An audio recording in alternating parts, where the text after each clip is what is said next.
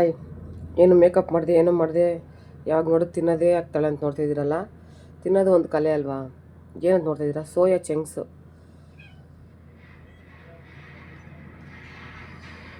ರಾಂಬೆ ಏನು ಹೇಳಿದೆ, Sunday chicken mutton ಮಂಡೆ ತೆಗಿಬೇಡ ಅಂತ ಹೇಳಿದೆ.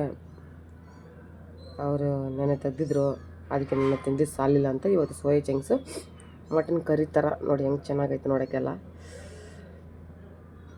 ಅದು ಸುಮ್ಮನೆ ಮುಂದೆ ಹಾಕಿರಾಗ ಅಷ್ಟು ಕಾಣಿಸ್ತೈತೆ, ಸ್ವಲ್ಪನೇ ರೈಸು ಸ್ವಲ್ಪನೇ ಕರಿ. ಏನು ತಿಂತಾವಳಂತ ನಾನು ಅಷ್ಟರಲ್ಲಿ ತಿನ್ನಲ್ಲ. ಅದನ್ನು ಟೈಮಿಂಗ್ಸ್ ಎಷ್ಟು ನೋಡಿ, 11 o'clock ಆಯಿತು, ಇವಾಗ ತಿಂತಾಯಿದ್ದೀನಿ.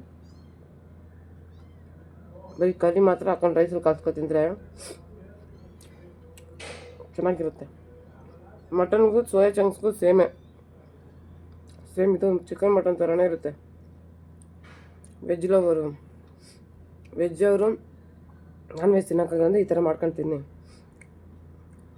ಯಾವಾಗಲೂ ಈ ಕಿಟಕಿ ಹತ್ರ ನಿಂತ್ಕೊಂಡೆ ಒಬ್ಬಳೇ ಇರ್ತೀನಲ್ಲ, ಟೈಮ್ ಪಾಸ್ ಹಿಂಗೆ ನೋಡ್ಕೊ ತಿಂತಾಯಿರ್ತೀನಿ. ನೆನ್ನೆ ನಮ್ಮ ಮುಂದೆ ಬಿಲ್ಡಿಂಗಲ್ಲಿರೋರೆಲ್ಲ ಬರೀ ಬ್ಯಾಚುಲರೇ. ನೆನ್ನೆ ಏನು ಮಾಡ್ತಿದ್ದೆ, 7 o'clock ಒಬ್ಬ ಬ್ಯಾಚುಲರ್ ಕಾಲ್ ಮಾಡ್ತಿದ್ದ. ನಾನು ಈಚೆ ಹಿಂಗೆ ನಡೀತಾ ಇದ್ದೆ ಅಂದ.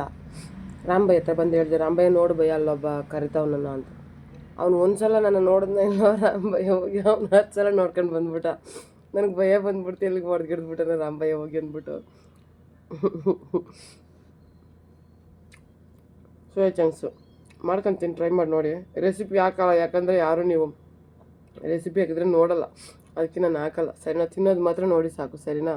ನೋಡೋಕ್ಕೆ ಚೆನ್ನಾಗೈತಲ್ಲ, ನೋಡ್ಕೊಂಡಿದ್ದು ಸಾಕು. ಬಾಯ್. ನನ್ನ ಲಿಪ್ ಏನಂದರೆ ನನ್ನ ಬಾಡಿ ಹೀಟ್ ಬಾಡಿ, ಅದಕ್ಕೆ ಹಂಗಿರೋದು. ಕಮೆಂಟ್ ಮಾಡಬೇಡಿ, ಗುದ್ದಾಕ್ಬಿಡ್ತೀನಿ ಆಮೇಲೆ.